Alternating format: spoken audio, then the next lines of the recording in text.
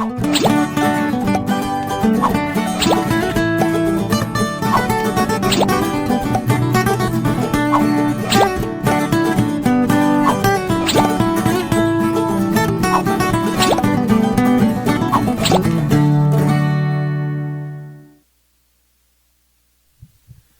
noite, pessoal. Tudo bem? Estamos retornando o nosso Shima Talks depois de uma parada que nós demos aí, né, em mês de junho, né?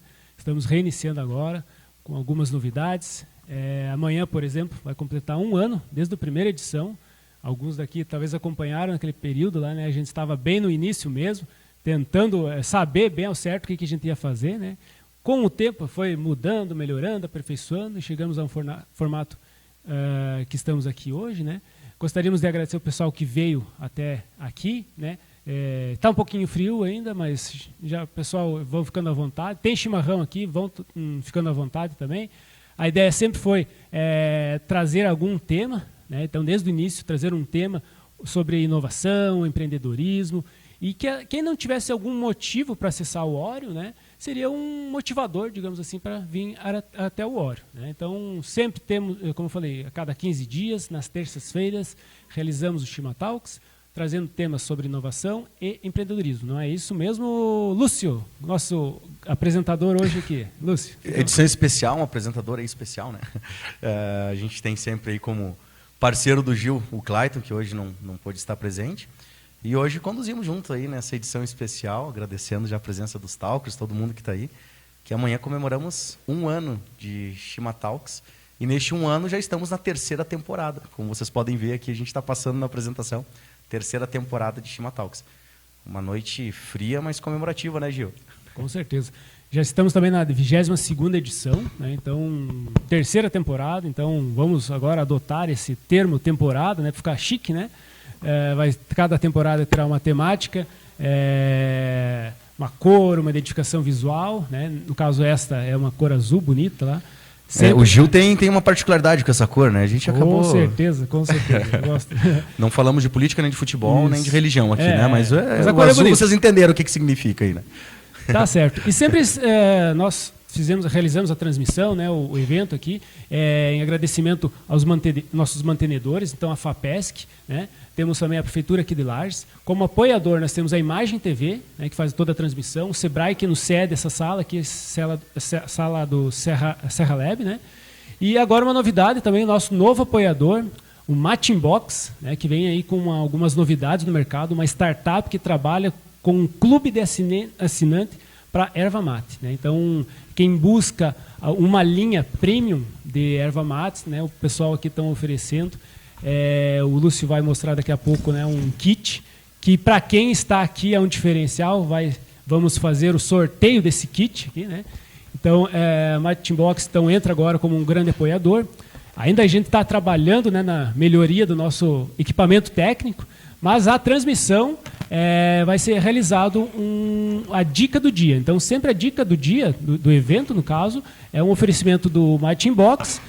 Como aqui nós não temos ainda o retorno lá da transmissão, né? Somente quem está acompanhando pelo Facebook vai poder estar visualizando a dica do dia, mas vamos ficar num stand-by aqui, 1 minuto. O pessoal vão lançar a dica do dia e depois voltamos aqui. Olá, sentado assim eu fico muito... Esse é um vídeo um pouco diferente, você que notou, ele não vai ter a nossa vinheta. E a gente veio hoje para falar do nosso tão querido e amado box, do nosso clube de assinatura Mate Inbox.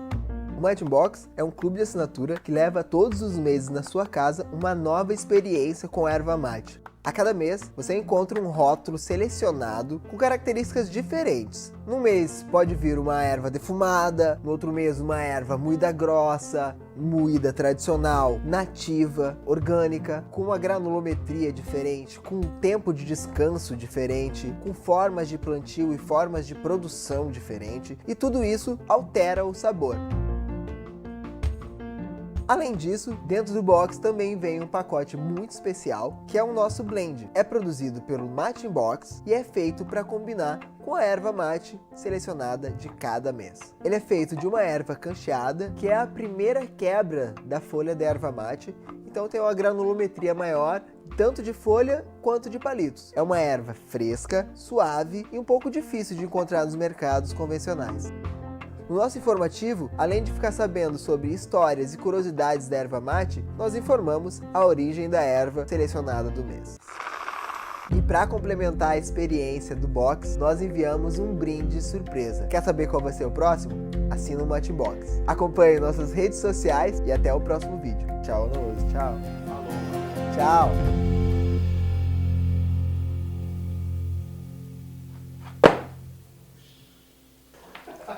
Não vem pano, pega o pano, corre. Eu falei, não empilhando mate. E mexeu na caixa ali ou não? Voltamos aqui então, né, Lúcio? Muito bem, voltamos então. Ainda vamos melhorar o nosso processo aqui interno, né? Mas a ideia nós estamos em processo justamente de startup, né? Agora de escalada.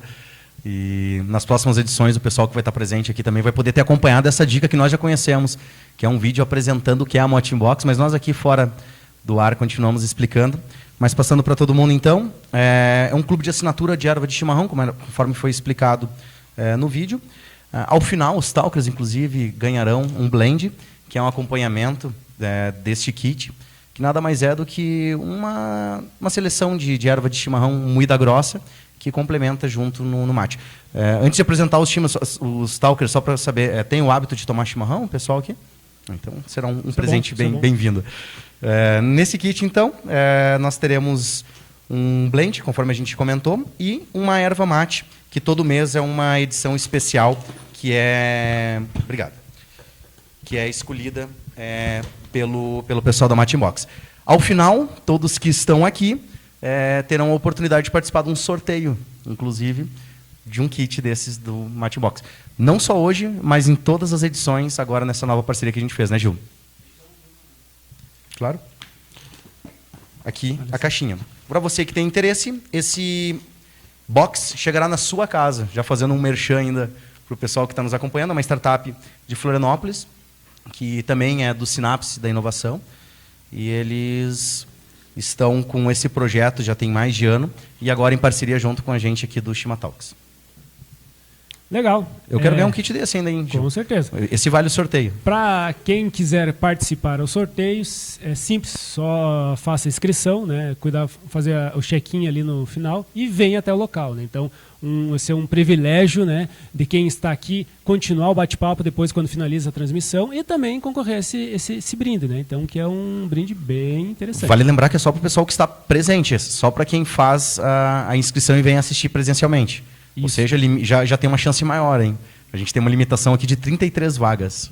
Então já diminui um pouco o número e aumenta a chance. Destacando então quem está aqui nos acompanhando aqui, né, presencialmente, né, e quem está também em casa acompanhando pelo Facebook, compartilhe a transmissão do Facebook, utilize nossa hashtag Chimatalks, né, para a gente buscar ter um maior alcance, né. E vamos começar hoje então com o nosso tema de hoje, né, então de certa forma meio provocador, né, intencionalmente, né. Então, assim, acho que todo mundo já passou por isso, procrastinação, mas não se liga disso, né? Então, no ambiente de trabalho, o que eu devo fazer, né? Então, brevemente apresentando o Marcelo, da VUP, que vem contribuir conosco aqui, a Karine, que é psicóloga, o João, que é do Banco do Brasil, né? Então, faz pouco tempo que está vindo aqui na cidade, né? Então, já está participando conosco aqui. E o nosso amigo espanhol, que está lá no Paraná, a gente teve uns problemas técnicos aqui com o espanhol, né? Mas ele está nos ouvindo bem aí, está tranquilo aí, né, espanhol?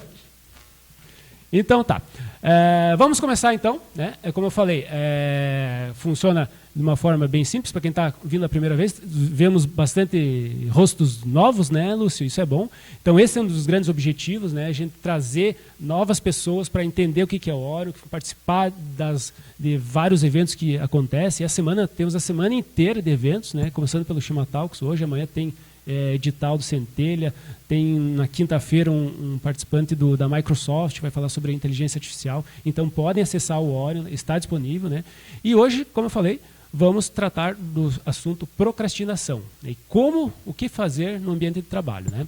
Então eu já queria passar então para o Marcelo dar seu depoimento, sua experiência, né? E como vocês trabalham isso, fique bem à vontade, né? E a gente vai dar sequência. Marcelo, fica à vontade.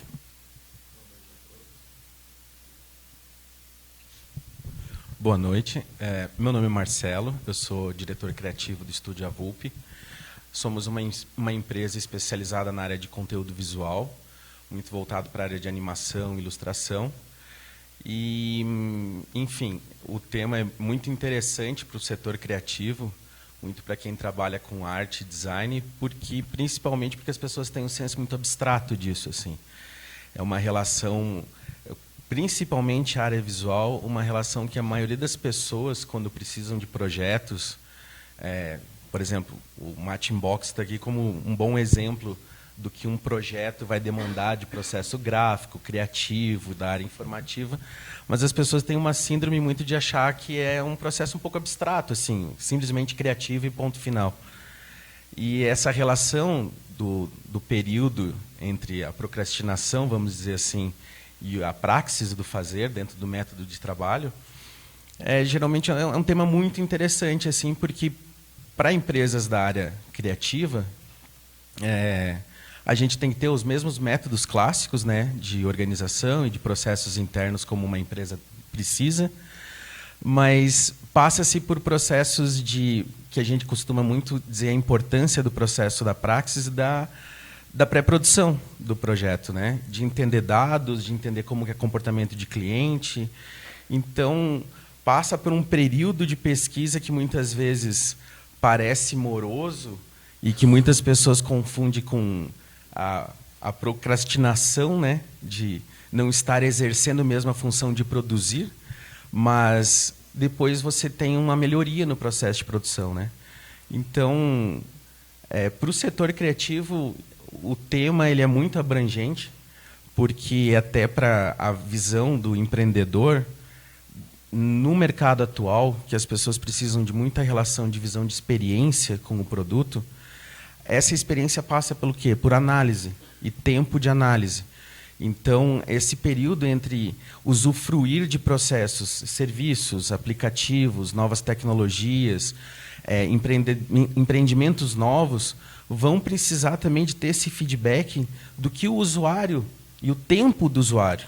E aí vem uma discussão muito grande, porque a maioria dos empreendedores, nos seus processos, vamos dizer assim, angustiantes, né, de relação de capital, produzir, ser criativo com um produto novo para o mercado ou coisa do tipo, se punem muito pelo tempo. E muitas vezes esse cálculo de processo, de como metrificar e escalonar projetos, que é muito importante. Então, para o nosso processo criativo, muitas vezes, o levantamento de dados e esse processo de pré-produção, de organizar boas demandas e entender tudo o que o cliente vai precisar, permite que artistas e pessoas da área criativa tenham uma maleabilidade interessante para os seus tempos, porque muitas vezes imersas, vou dar um exemplo assim, você precisa fazer um projeto gráfico, por exemplo, como um Matching Box. Então você vai fazer toda uma coletânea de mercado, de estímulos visuais, de como esses mercados se comportam como embalagens e coisas do tipo. Porém, na hora que você for produzir a demanda do problema em específico, um artista tem que saber controlar muito o estímulo que ele recebe externo, porque senão ele desorganiza esse processo mental de fazer. Então, quando a gente fala o criativo, as pessoas consomem muito produto criativo, muito estímulo, ainda mais hoje em termos de comunicação contemporânea. Estímulo, estímulo, estímulo, estímulo, estímulo, e não sabem se isolar no período de se organizar para o fazer. Então, isso é uma questão muito importante que passa por uma empresa como a nossa, para saber o tempo que você tem que reter estímulos e o tempo de produzir. E esse tempo de produzir tem que ser muito bem organizado. Então, como eu disse, assim, é um tema muito amplo para quem é da área criativa e quem trabalha com esses processos, porque há uma latência entre esses tempos, né? Então, você trabalha muito tempo, de 3 meses a 1 ano, com uma margem de um cliente de um mercado específico. Quando você vai migrar, você também precisa migrar numa procrastinação, num fazer de prazeres, de emergir com um novo mercado, entender um novo cliente, ver como aquele produto, longe também do teu eu profissional, até para ter essas análises de estímulos, de como as coisas se comportam. Então, essa relação de equalizar ritmos é muito interessante, porque aí a gente mensura isso, o procrastinar e o fazer. de forma geral, é mais ou menos isso, assim. Tá certo. Dentro de uma empresa, na área criativa, a gente tem que ter uma certa prudência e visão. Seria mais ou menos isso. É legal, como você falou, acho que é interessante essa questão do equilíbrio, né? Então, você trabalha com dois lados, né? O criativo, né? O emocional, talvez, e o parte mais racional, né? Então, assim, então, de certa forma, eu gostaria de mostrar aqui essa cuia, né? Então, uma coisa assim irracional um tempo atrás, né? Ninguém imaginava uma cuia verde desse tipo aqui, num inox, material desse inox, né? Então, assim, é uma inovação também, e para você chegar a isso aqui tem que ter um pouco de criatividade também, né? Mas aquela questão produzir versus criatividade, né, tem que ter esse equilíbrio. E acredito que a Karine possa ter um pouco mais também de domínio desse assunto, né? Atua na área da psicologia, trabalhando com psicologia mais empresarial, né? E como vocês veem essa questão, assim, é comum isso? As pessoas têm essa necessidade de poder se controlar um pouquinho na questão da produtividade? Como você vê essa questão, Karine? Seja bem-vinda. Obrigada, né? É um prazer estar aqui. Gostei muito de ouvir a tua fala e também essa tua sensibilidade e entendimento a respeito de processo, né, de maturação, para que aquele funcionário, aquele profissional amadureça e desenvolva um trabalho eficaz, né, que o resultado saia como a gente espera. E é muito difícil a gente conquistar isso. A gente realmente precisa olhar todo o nosso desenvolvimento de forma processual. Eu queria trazer algumas reflexões a respeito da procrastinação, que a própria ciência vem se preocupando muito com isso. Hoje, e tem estudos científicos, e até um que a Mente Cérebro divulgou em agosto de 2018, que fala sobre alguns elementos importantes da procrastinação.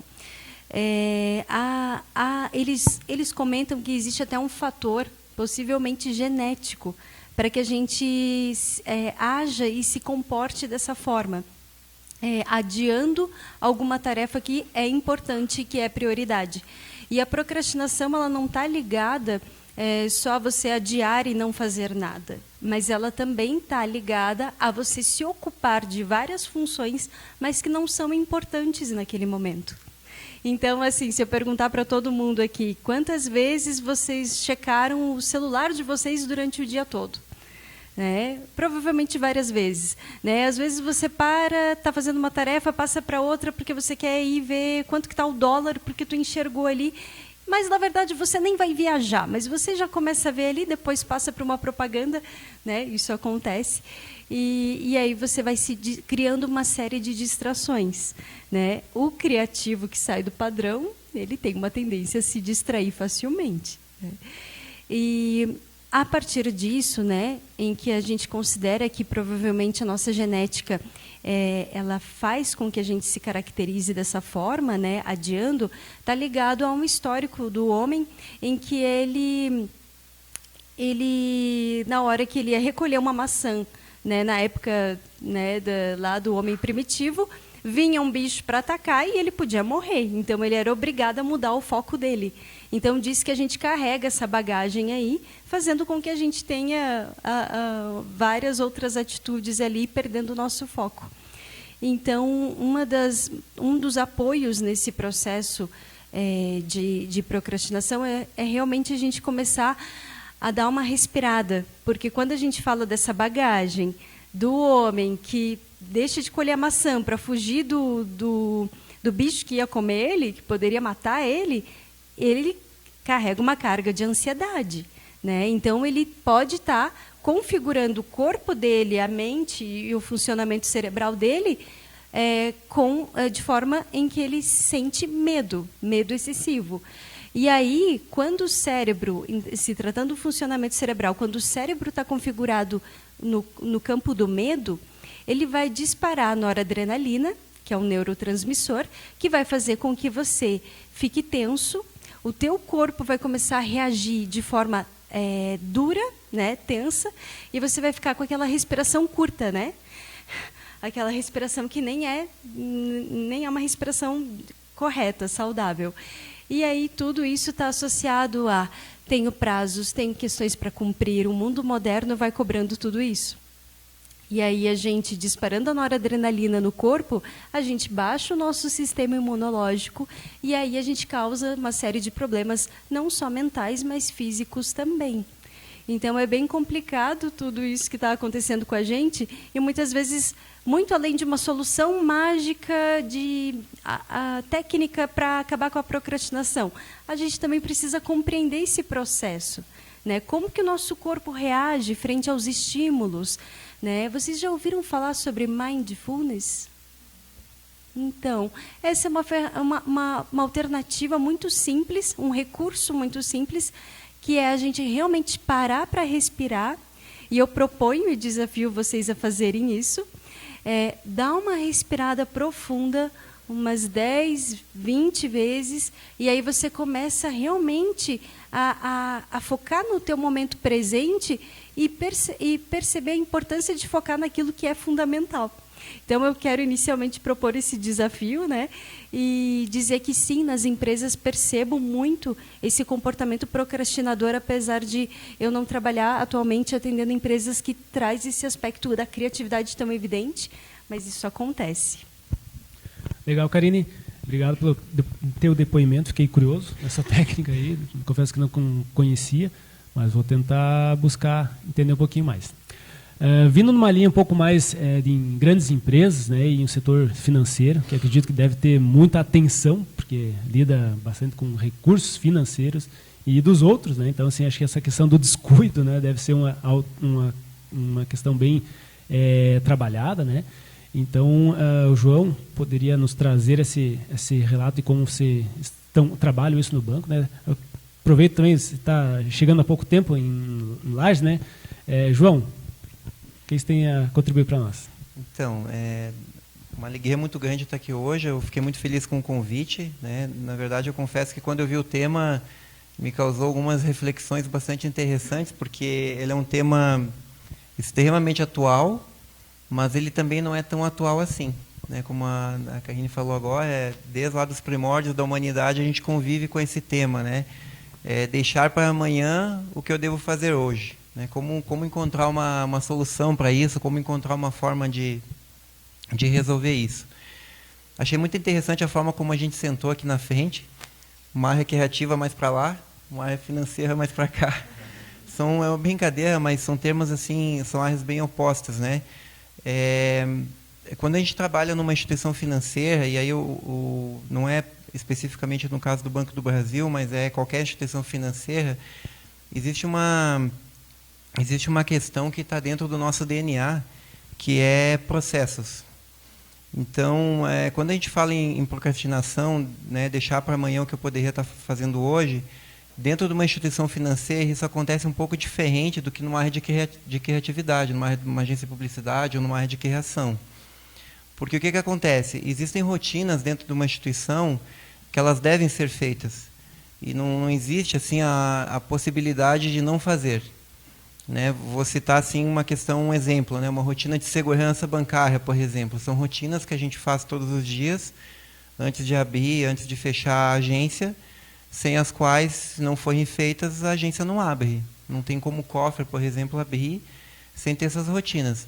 Então, é muito difícil você encontrar um funcionário, por exemplo, que esteja responsável por isso, de postergar esse tipo de coisa, porque o próprio sistema, o ferramental tecnológico, ele evita que o funcionário faça isso, né? Porque existe um processo pré-determinado. A grande questão que eu vejo desse tema, ele não está relacionado muito a questões de curto prazo. As tarefas do dia a dia, eu penso que em qualquer atividade, mesmo numa área mais de criatividade ou numa área mais financeira, elas são realizadas. A gente percebe que isso ocorre. A grande questão da procrastinação que eu vejo são os meus projetos individuais de longo prazo. E aí nós temos um grande problema quando a gente leva isso para o campo corporativo, que é a minha visão de longo prazo dentro das empresas. Como que eu estou desenvolvendo isso? Faz uns 10 anos, mais ou menos, que eu tenho um desejo muito grande de aprender a língua inglesa.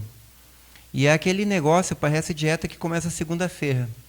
Você coloca um planejamento, coloca na cabeça, semana que vem eu começo, e lá vai esses 10 anos. e eu ainda não tenho a proficiência em língua inglesa. Esse ano é que eu comecei a me aprofundar mais nos estudos. E aí a gente começa a se perguntar, né, por que isso acontece? O que está por trás disso?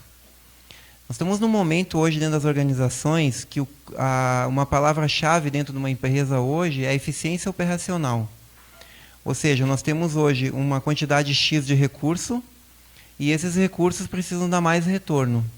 E aí é que entra esse tema, né? A necessidade que a gente tem de, numa equipe, realizar mais com menos. E nós temos aí também algumas novidades tecnológicas que elas vieram para nos ajudar, mas que em alguns casos acabam até nos atrapalhando, como, por exemplo, o WhatsApp, Facebook e companhia limitada. Mas o problema não está na ferramenta. Porque no passado a gente também deixava para fazer amanhã coisas que deveria fazer hoje. Então não é o celular que me rouba tempo. Existe uma questão que é do indivíduo, né? E aí como que o banco tem trabalhado, como que a gente tem trabalhado isso internamente nas nossas equipes? Nós temos um tripé do desenvolvimento que a gente chama, que ele é baseado em três questões que precisam ser desenvolvidas. A primeira delas é o empoderamento. Os nossos funcionários eles precisam estar encorajados a tomar decisões. Então, antes, decisões que eram tomadas pelo gerente geral, agora podem ser tomadas diretamente pelo funcionário na ponta. O segundo aspecto é a questão do reconhecimento. E o terceiro aspecto, a questão, que na verdade é o segundo, eu inverti a ordem, o segundo aspecto é a questão do protagonismo, e o terceiro aspecto é a questão do reconhecimento. Então, esses três aspectos eles são fundamentais para a gente tentar barrar essa questão do deixar para amanhã os projetos futuros, aquilo que eu tenho que realizar, que vai fazer diferença no meu amanhã. O tempo é curto, né? Não, pode concluir. Posso concluir? Tá. Não, então, assim, por que isso é importante? Porque se a gente não ficar atento a essa questão, aquela oportunidade da minha vida de ser promovido, ela pode chegar e eu posso não estar preparado. Então, eu preciso estar a todo momento trabalhando isso internamente na minha equipe, fazendo com que aquele funcionário que está lá, numa determinada atividade, que num primeiro momento pode ser rotineira, ele possa ter uma posição de maior protagonismo, ele possa fazer a diferença naquele espaço, aliado a reconhecimento. Obrigado. Certo, obrigado. Obrigado. Agora vamos aproveitar, vamos falar com ele, o Adriano Luiz Espanhol. É Luiz, né, com Z, já tem um diferencial. Enquanto o João falava, ele ficava concordando ali na nossa transmissão, que a gente está. E só apresentando rapidamente, o Adriano Espanhol, ele está em Cascavel. Ele é fundador da Revolut, que é uma empresa, uma startup que é voltada para equipes autogerenciáveis. E hoje está com a gente aqui no Shima Talks para falar um pouquinho sobre procrastinação e como manter o foco no trabalho. Vai daí, Espanhol. Fala, pessoal. Tudo tranquilo? É uma honra estar aqui com vocês. E, sinceramente, que pena que eu estou aqui do outro lado, porque conforme eu fui escutando vocês conversando, dava vontade de chegar e dar um abraço para cada um de vocês aí.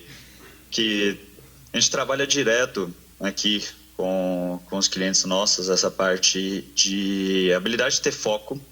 E a gente vê muito isso dessa parte de procrastinação, ver o pessoal deixando para depois de amanhã tudo aquilo que poderia ter sido feito anteontem. Então, a gente vê bastante essa parte e a gente conseguiu, inclusive, buscar um pouco de por que essas coisas acontecem, indo bastante na linha da... Eu esqueci o nome da guria que está aí com vocês na frente, mas indo bastante pela linha da psicologia, do que ela comentou. A gente percebe que a maior parte das pessoas gosta, é valorizada e principalmente se orgulha de dizer que está ocupada. E aí eu pergunto para vocês que estão aí na plateia, quem hoje acha que teve o dia bem ocupado, o dia cheio? Levanta a mão aí. Quem chega a considerar que está sobrecarregado de trabalho? Levanta a mão aí. Já foi um pouquinho menos, beleza? Uns 30%, tá massa. Qual que é o cenário? A gente vê muito isso e vê muito incentivo das pessoas ao redor de se demonstrarem como pessoas ocupadas e a gente vê um monte de falha em cima disso. Primeiro, que já é sabido, desde a parte dos métodos ágeis e da parte da psicologia, de que a maior parte das coisas que a gente está fazendo, a gente não deveria ter feito, não deveria estar fazendo. E é natural que a gente faça isso no sentido de que, a partir do momento que a gente tem que fazer uma tarefa que o nosso cérebro considerou chata, o nosso cérebro vai tentar compensar isso de uma forma mais divertida. O nosso cérebro não é tão bom para lidar com situações desagradáveis. Então, ele tenta fugir um pouco disso. Então, para ligar para aquela pessoa que é meio chata, que você precisa ligar para você fazer a venda, o cérebro vai achar alguma coisa, vai abrir talvez uma oportunidade nova, porque essa oportunidade nova envolve você abrir Facebook, Instagram, alguma coisa, vai tentar fazer você falar com seu colega e buscar café, e que nem foi comentado ali, de repente você está em Nárnia, está pesquisando sobre a vida dos pinguins, indo para Madagascar, e outras coisas que não vão te levar para onde você quer. Isso é natural. E isso o cérebro faz porque ele está buscando uma recompensa de felicidade para algo que ele está enfrentando de dor no momento. Uma das formas da gente fazer isso é entender que após a gente voltar para a nossa tarefa, nós vamos sentir dor. Nós vamos ficar incomodados por não ter feito aquela tarefa no momento que deveria fazer. Então, nesse sentido, uma coisa que é muito recomendado para quem está sofrendo no momento é que coloque uma tarefa, comece, termine, e ao terminar ela já seria um prêmio. Quando você terminou ela, beleza, agora eu mereço o café. Não, agora eu vou lá dar uma bolachinha, agora eu vou fazer uma zoeira com o colega, alguma coisa, para que eu me sinta bem com aquilo. E é ao fazer isso que o seu cérebro começa a se acostumar a enfrentar uma situação desagradável, vai trazer para você algo de recompensa depois, já é o primeiro item. Isso é simplesmente para quem tem a habilidade de sumir, tá lá pensando alguma coisa que precisa fazer de trabalho e de repente a cabeça foi para o espaço. No geral, o que a gente mais tem percebido é que as pessoas estão trabalhando muito, e seguindo na linha do que o rapaz do Banco do Brasil acabou de comentar, a maior parte das pessoas estão trabalhando sem saber para quê. Tanto na linha profissional quanto na linha pessoal. Na pessoal é gritante. Mais de 90% das pessoas estão fazendo coisas no dia a dia sem saber para quê, sem saber um destino, sem ter um norte. Mas no profissional é preocupante que mais de 70% das pessoas não sabem para que elas estão trabalhando, não sabem que meta elas têm que alcançar ou onde têm que chegar. Elas não têm clareza disso. E o que isso impacta? E como é que você vai conseguir focar no seu dia a dia sem você saber, por exemplo, o que é prioridade? Você não tem como estabelecer uma prioridade sem saber onde você tem que chegar. Se você não tem essa clareza, qualquer coisa que apareça no seu dia, ela fica agradável, ela encaixa no seu dia, ela pode tomar o seu tempo. E, de repente, você que estava com uma coisa imprescindível para fazer hoje, precisava, e o seu cérebro via aquilo como desagradável, precisava de uma fuga, ele achou. Por quê? Porque o seu colega pediu uma ajuda, porque alguém pediu para você fazer uma planilha, porque alguém pediu para você fazer um desenho, porque sua mãe pediu ajuda do celular. Pronto.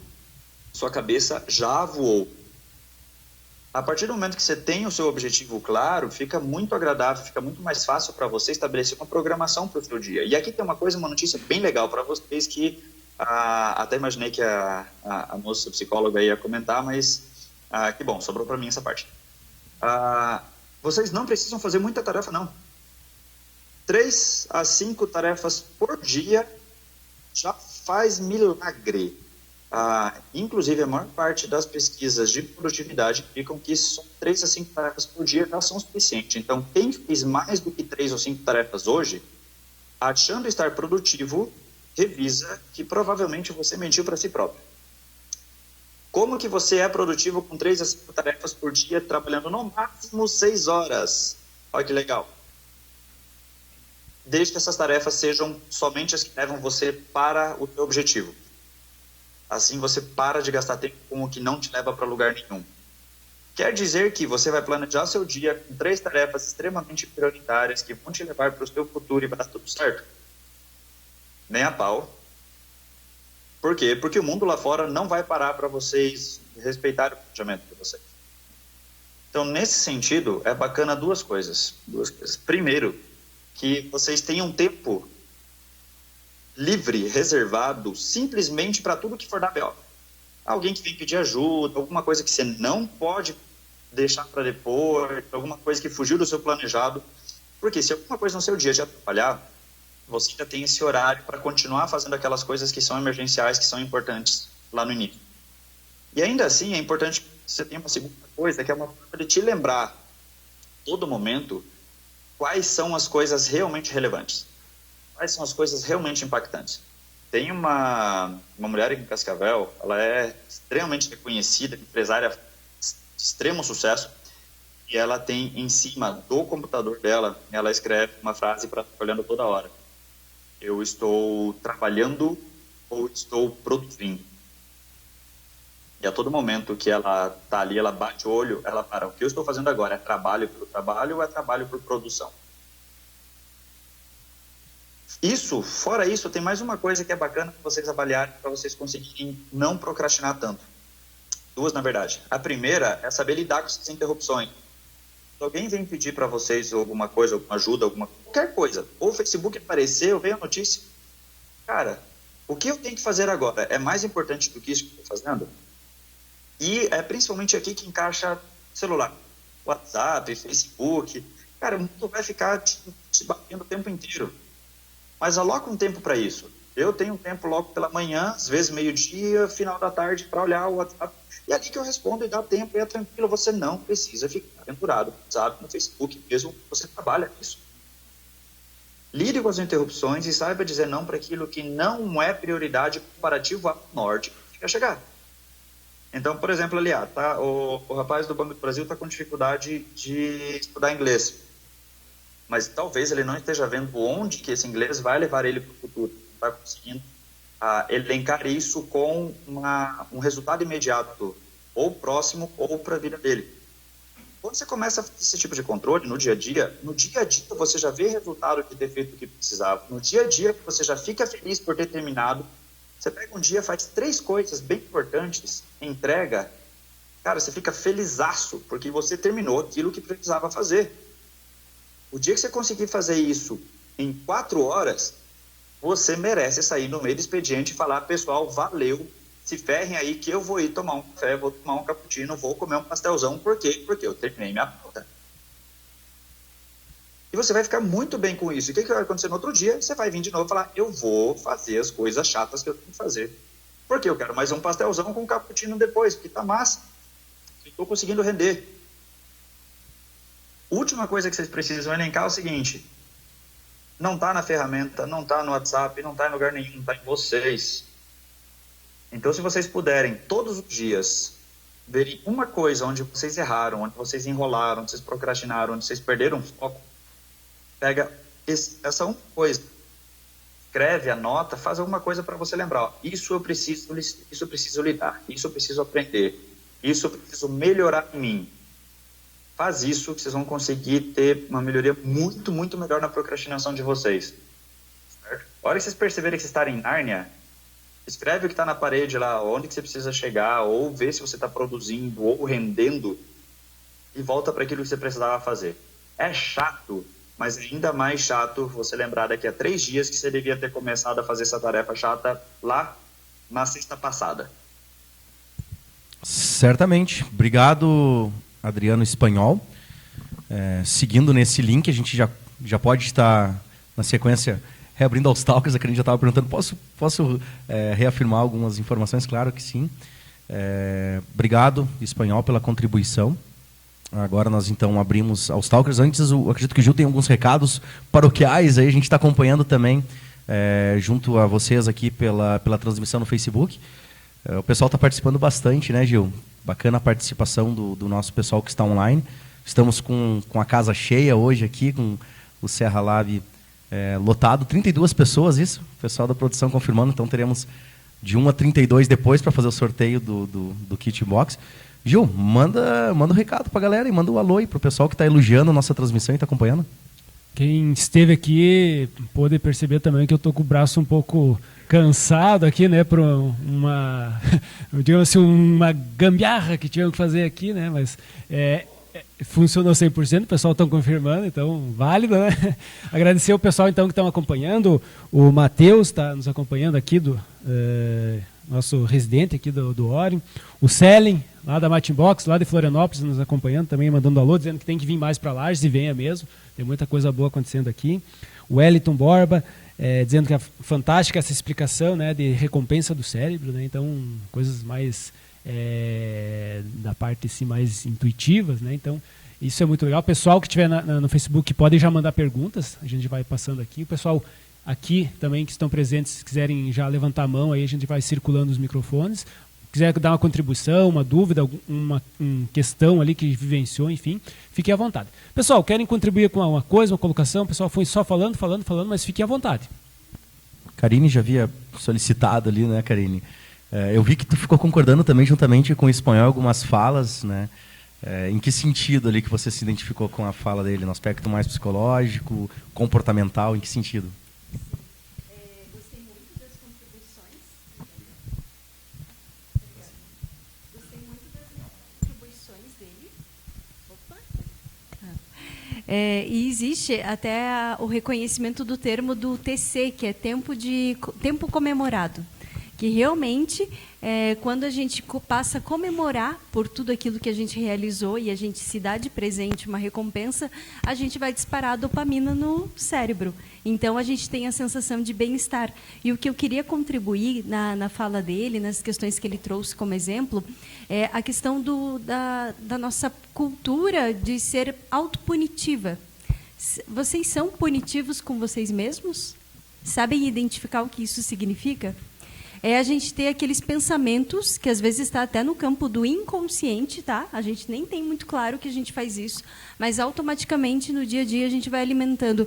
Eu não sou bom o suficiente, que droga, eu sou ruim mesmo, eu vou me dar mal, já estou prevendo um cenário horrível no futuro, e aí a gente vai confirmando, né, que tem um termo que a gente chama de profecia autorrealizadora. É quando aquilo que a gente mais teme acontece. Então, a gente vai justificando para nós mesmos uma série de desculpas e vamos nos punindo. E essa programação mental, ela não é saudável, só reforça a minha ansiedade e só faz eu procrastinar mais. Então, a gente tem que romper esse ciclo vicioso, e uma das fórmulas também é a gente respirando, para tarefas longas, a gente criar tarefas menores que façam sentido com a minha vida diária, que dê significado para mim e que faz eu me sentir nutrida. Então, por exemplo, um TCC, um mestrado, fica muito difícil de fazer. Eu sei que eu devo fazer, mas não faço. Então, o objetivo é a gente dividir em tarefas menores para que a gente consiga perceber os nossos avanços.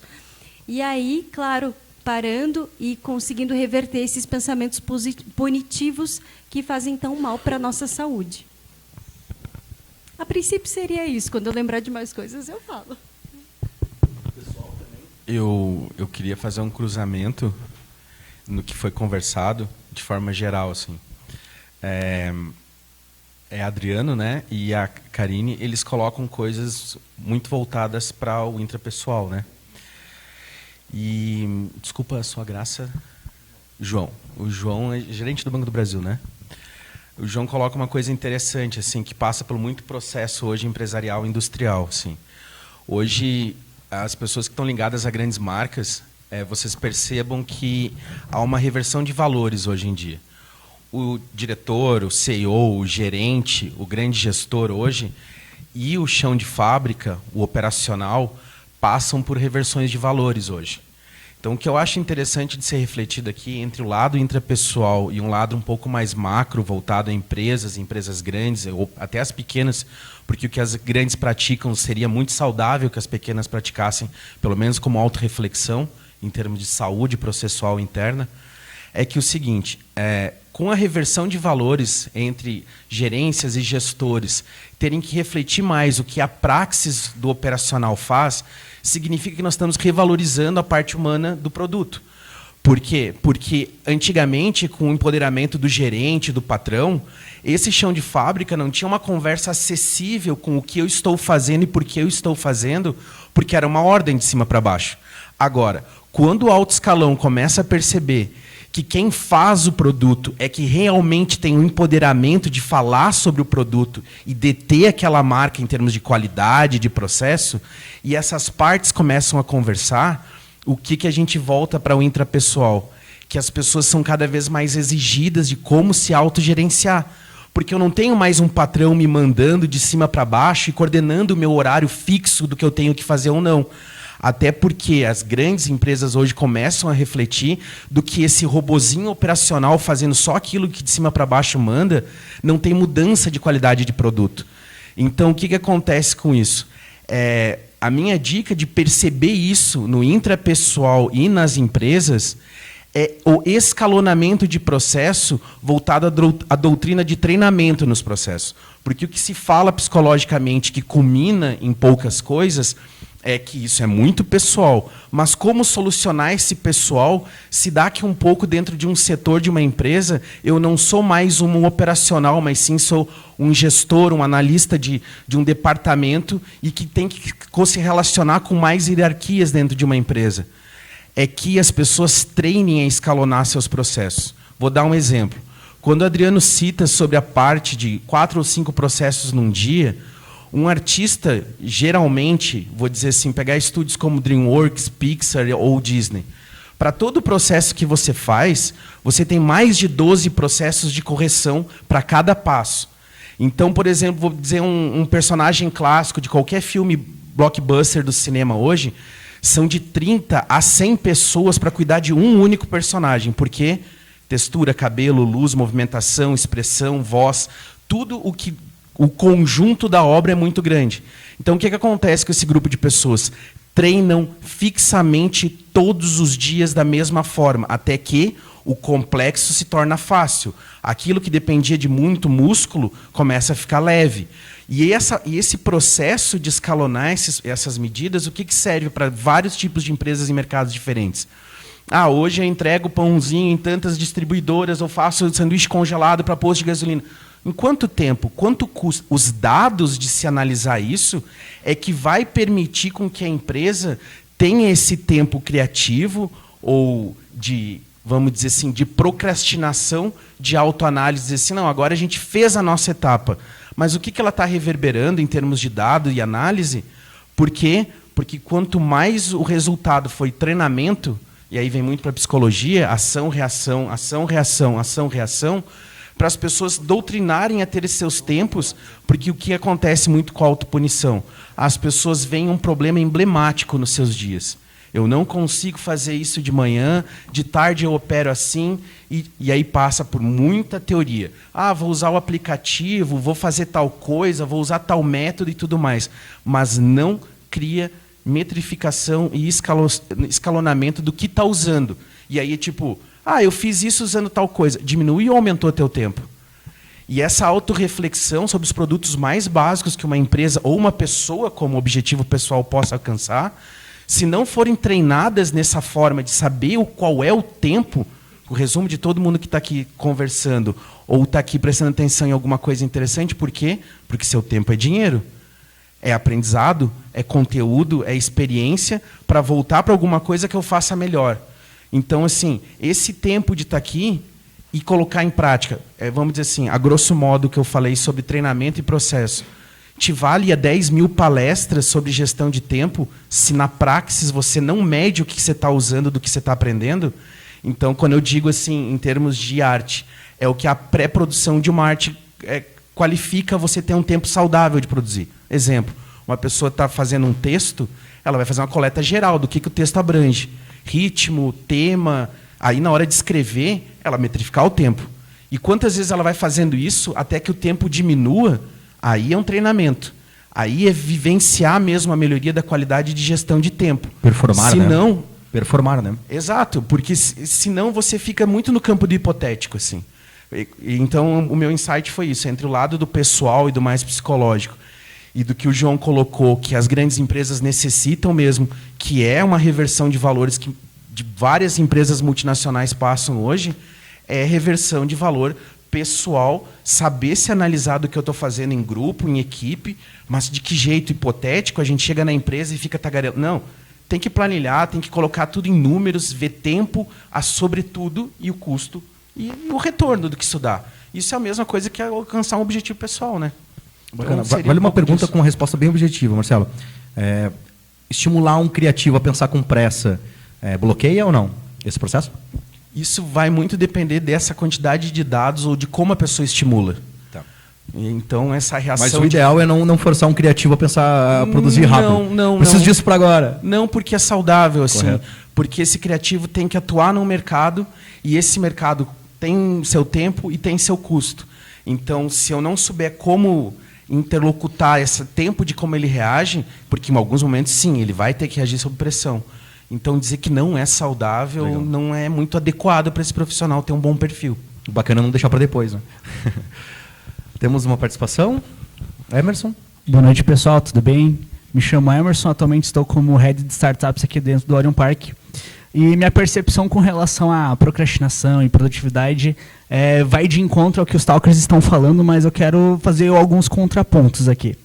Tudo que está sendo falado é na perspectiva do próprio indivíduo ou da outra pessoa. Mas nós, enquanto condições de líderes, como que a gente identifica a procrastinação do colaborador e como a gente trata essa questão durante a equipe? Na minha percepção ou nas minhas experiências de trabalho, eu acredito que o apontamento de horas, o cara lá apontar quantas horas o cara trabalha com o dia, não é o caminho ideal para você medir alguma produtividade de algo. Mas na perspectiva de tratar quanto ser humano e entender que aquele processo é criativo, misturado com a deadline que eu tenho com o cliente, que eu já fiz um orçamento para aquele cara, que eu já tive uma estimativa para fazer. Estimativa é uma coisa e realidade é totalmente outra, bem diferente. E normalmente a nossa produção é vinculada com algum custo, então basicamente a gente sempre passa daquilo que a gente faz estimativa quando a gente não tem alguma experiência. Nessa perspectiva, como que o líder que está trabalhando num time multidisciplinar onde tem um dev e tem um designer, uma coisa mais intangível e abstrata de se trabalhar, como que eu consigo garantir que eles vão me entregar no meu deadline já firmado com o cliente, respeitando ele quanto indivíduo?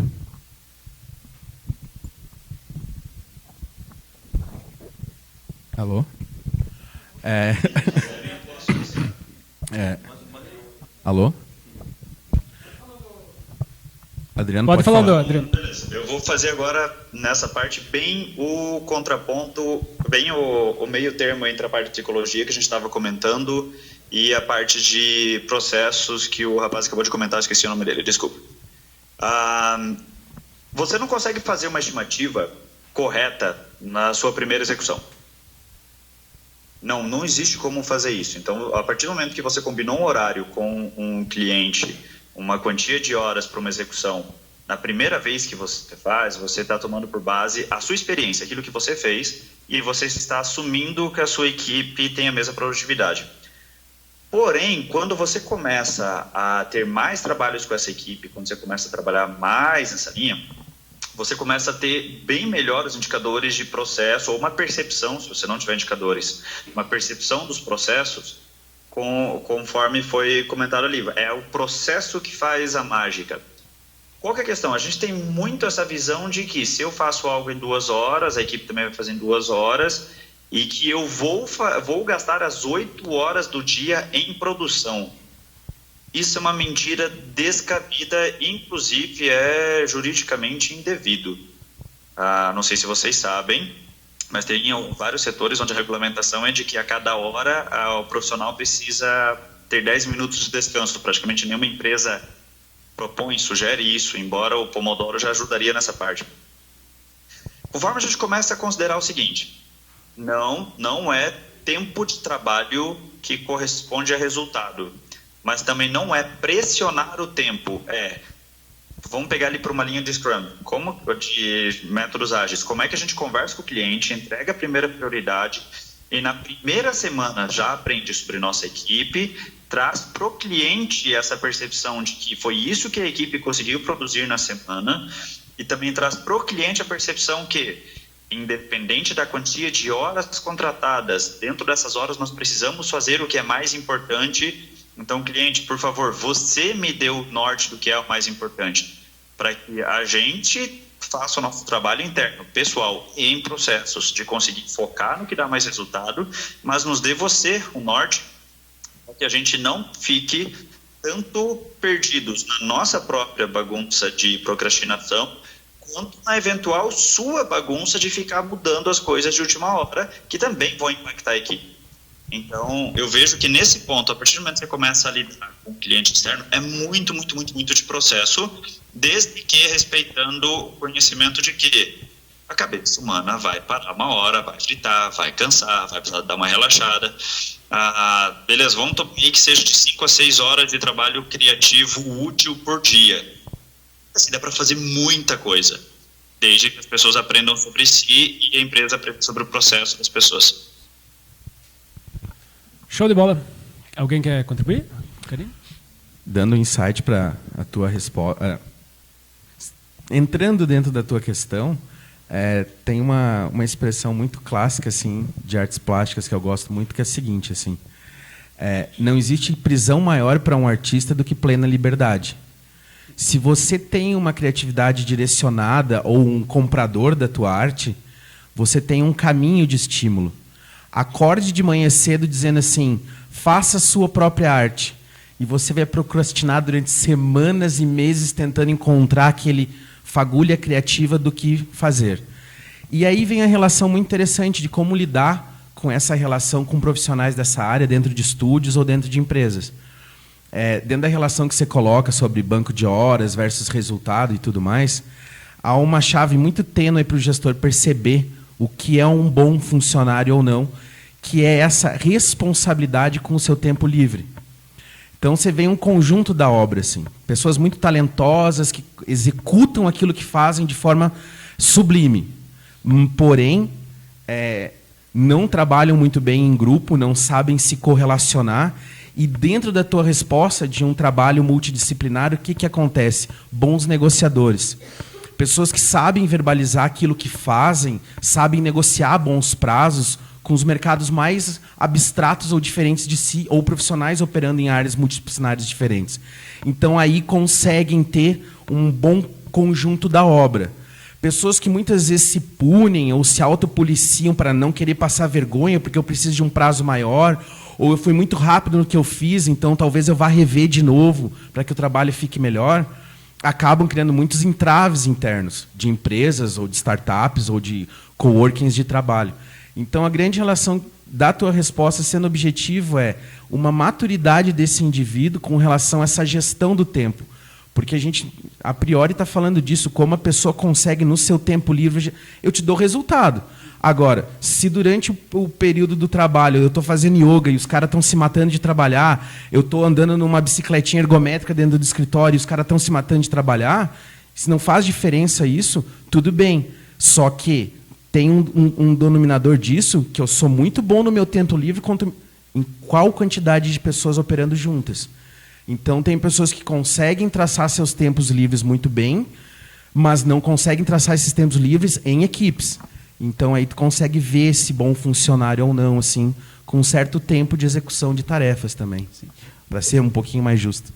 Obrigado, Marcelo Espanhol. Só um contraponto também nesse sentido. Na minha perspectiva, eu sempre acredito que a questão da procrastinação e ser produtivo sempre vai estar vinculado à tua maturidade interna, quanto indivíduo, mas muito mais a uma obrigação externa. Eu faço uma reflexão própria. Às vezes eu entrego porque tem alguém me cobrando e não porque eu quero. E se a gente parar para analisar, a grande maioria das vezes é assim, pelo menos no começo da nossa carreira, até a gente desenvolver uma própria maturidade. Eu acho que é isso, pelo menos, que eu acredito. Posso ser sincero contigo, uma coisa que não foi tocada no assunto aqui, o quanto o capitalismo daquilo que te faz também te é gratificante. Com certeza. Porque, de forma geral, a gente está falando de autoestímulo, de realização, e aí vem a curva, o quanto o teu trabalho te realiza e quanto a curva financeira te realiza. Quando você consegue ter as duas equalizadas, você vira um workaholic, uma máquina de trabalhar para quem não consegue alcançar esse equilíbrio entre as duas parábolas. Porque se você é muito produtivo, recebe muito mal, você acaba se desmotivando. Quando você recebe muito mal e não é reconhecido por aquilo que faz, e a tua visão daquilo que você faz também não é alcançada, você também se desmotiva. Então, é bem essa maturidade entre essas duas parábolas, assim, que vai fazer o teu rendimento ser sempre muito bom, vamos dizer assim. Já estamos indo quase para o final da transmissão, mas a Karine já queria complementar. Temos lá o Leonel. Só tentar ser um pouquinho breve, só para a gente... Tem a sequência, né? Mas só para a gente finalizar no... Eu acredito que seja importante trazer o meu trabalho nesse momento. Eu trabalho hoje, estou dando foco numa empresa de costura que se chama Sense, e lá a gente aderiu a um trabalho de plano de desenvolvimento individual de lideranças. Então, o que acontece? É importante que as empresas façam um cuidado muito grande em relação à entrada de funcionários, né, para avaliação de perfis profissionais. Hoje, por exemplo, eu utilizo uma ferramenta muito interessante que é o BFP, que se chama Bateria Fatorial de Personalidade.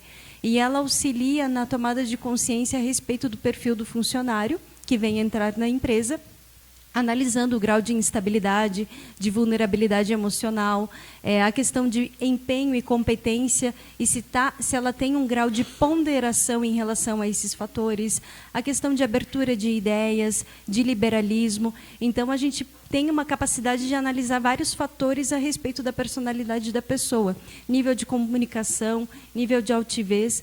E aí, eu fico pensando, quando a empresa não tem claro a sua missão, visão e valores, e quando a empresa não sabe qual é o funcionário com quem ela está trabalhando, e ela só fica focada na questão de lucro, a gente cria-se várias lacunas. Então, é bem interessante a tua fala em que a gente consiga unir todos esses elementos, senão a gente vai criar uma linguagem ali de pressão e cobrança excessiva, em que a gente vai ter um funcionário extremamente ansioso, amedrontado, tenso, hostil, e a gente cria um clima hostil de competitividade massacrante, e é isso que nós temos na realidade. É bem assim que acontece, porque eu percebo a dinâmica nas empresas, infelizmente. Mas a gente precisa mudar esse quadro e mudar o nosso padrão de funcionamento mental, fazendo com que a gente tenha consciência a respeito das nossas práticas enquanto profissional. Eu gosto muito da palavra empoderamento, mas não existe empoderamento sem autoconhecimento. E a gente tem uma empresa que quer lucrar,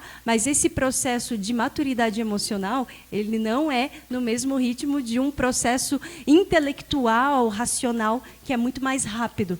O processo de maturação emocional, ele é muito mais demorado. Isso para qualquer um de nós, enquanto seres humanos, por uma questão neurológica. Legal. Fala, garoto! Bom, boa noite a todos. Me chamo Leonel Landskron. Eu queria, na verdade, trazer um relato. Eu sou proprietário da Landes, sócio proprietário da Landes, agência web. E a gente começou, eu e meu irmão, e hoje a gente está em 20 colaboradores. E um processo que ajudou a gente bastante são reuniões semanais. A gente se reúne toda sexta-feira, 14h, para os líderes dos times apresentarem os dashboards deles, né, com as métricas e os objetivos, né? Então, antes era uma bagunça, né? Todo mundo fazia tudo e a coisa não ia para onde deveria ir. Mas uma coisa que as empresas normalmente estão pedindo, exigindo o atingimento de metas e objetivos, mas elas não estão olhando para o colaborador, né?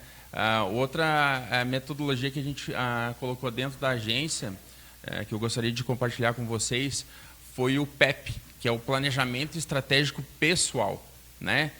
Toda empresa normalmente, anualmente, faz o planejamento estratégico, né, empresarial, o da empresa, né? Onde que ela quer chegar, o que ela quer atingir, mas ela não sabe quais são os anseios e quais são os objetivos dos colaboradores.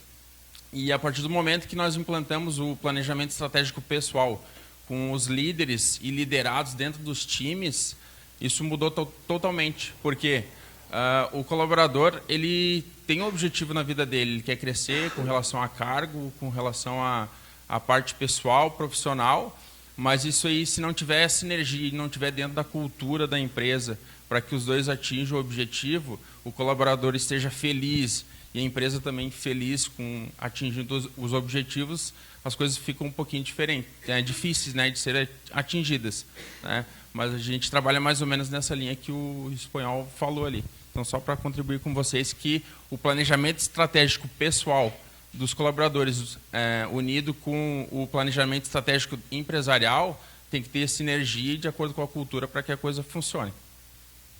Legal. Quando o assunto é bom, passa voando, né? Já estamos finalizando agora. Só gostaria de mencionar as participações aqui pelo Facebook, o Atos, o Marco Aurélio, a Luciana Arruda, que traz a seguinte contribuição. Uma experiência aplicada nunca pode ser uma arrogância do saber. Deve ser um aprendizado contínuo. Experienciar é um saber incompleto, a ser melhorado. Rodas de conversa, design thinking, pesquisa, pensamento e discussão de soluções devem estar na conta de um time sheet do projeto. Não apenas o tempo de programação até a entrega piloto. Obrigado, Luciano. Obrigado, pessoal.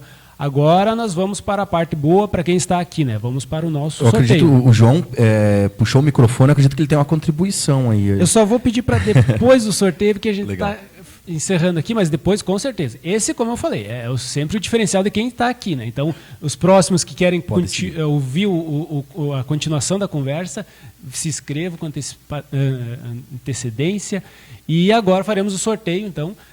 Lúcio, como é que vai ser o funcionamento do sorteio? Nós temos 32 pessoas, isso? O pessoal da produção confirmou.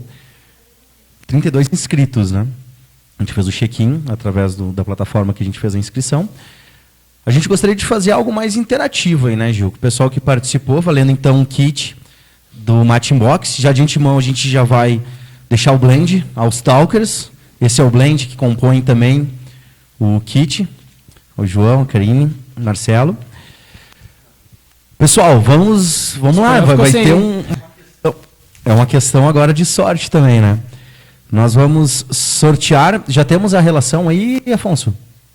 Do pessoal? Alguém arrisca um número? Rayane quer participar? Como é que você quer conduzir aí também, Rayane? Eu tô com a lista na mão, então... João, você que está com o microfone na mão... Tá com o microfone, então agora facilitou, o número de 1 a 32. O número de 1 a 32. De 1 a 32, João. Vai lá, tu que é bom com o número aí, a parte bancária e tudo mais. O número da sorte, então, 27. 27. Minha idade.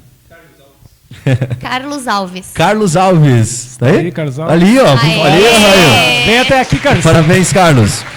Vamos fazer a entrega rapidão. Pode manter, então, a câmera. Aqui é tudo assim, em nome da Mate Inbox. Segue seu kit. Toma mate? Tem costume? Tomamos sim. É mesmo? Então tá aí, ó.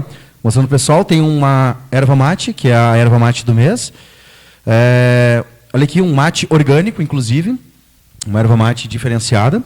E o blend que todos os talkers ganharam, menos o Adriano Espanhol, porque ele está lá em Cascavel. Mas depois a gente vai mandar por correio. Obrigado, parabéns. Mas vamos fazer como tinha um blend para o outro talker, quem sabe sorteamos o blend do talker espanhol. Podemos? Podemos, espanhol? Sortear teu blend? Podemos. Então, mais um número, Karine. Vai lá, mais um número, Karine. Isso. Hi. Pode ir. 12. Manda lá. Qual? Número 12. 12. Número 12. Matheus Stenger. Matheus. Cadê o Matheus? Matheus Stenger. Outro. Não veio. Outro. Próximo. 22. 22. Flávio Moritz. Flávio, olha aí, ó. Tá aqui. Ele ficou fácil. Parabéns, Flávio. Obrigado por quem sorteou aí. Bacana. Ô Gil, aproveitando também, a gente fez o sorteio, tem mais Shima já vindo por aí. Este é a primeira edição da terceira temporada. E já temos Shima já com tema definido, já temos um andamento legal para a 23ª edição, né? Isso. Então, o próximo Shima Talks está no dia 23, agora de julho, né? Já temos um tema, como o Lúcio falou, né? Então vai ser relacionado ao turismo na Serra, né? Dentro da programação do Festival Serra Catarina. Então já vão se programando, né?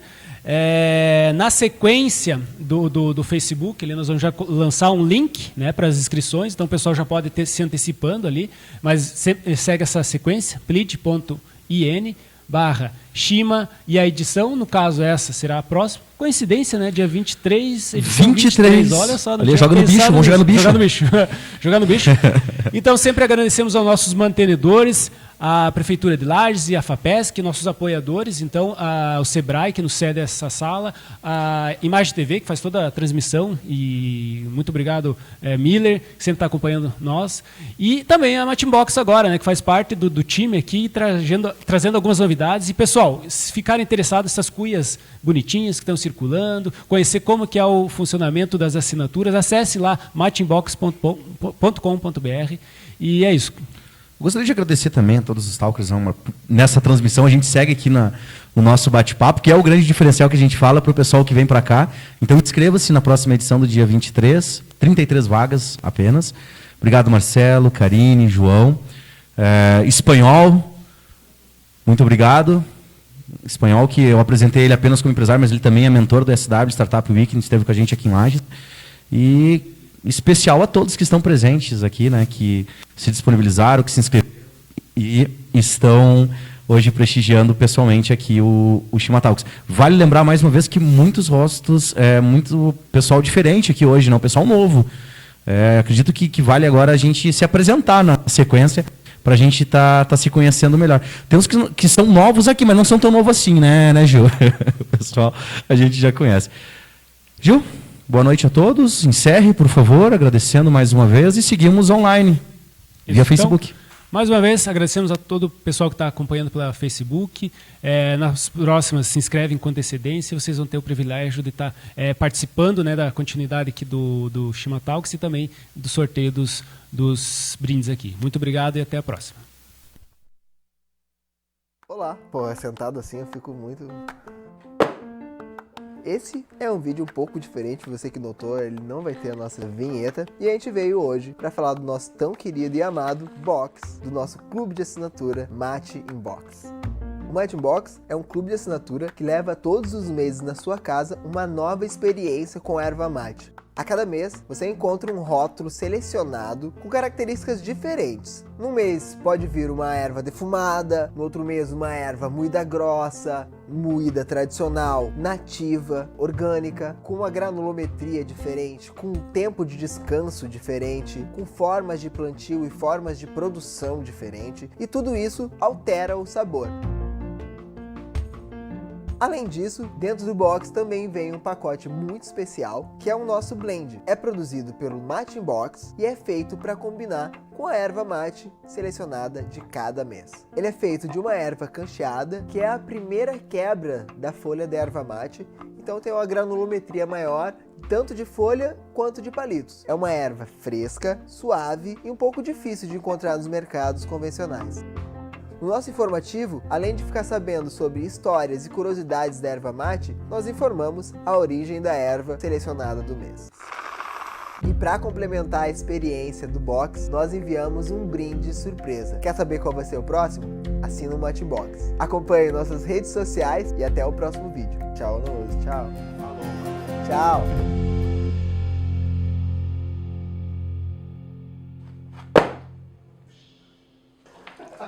Não tem pano, pega o pano, corre. Eu falei, não empilhando mate.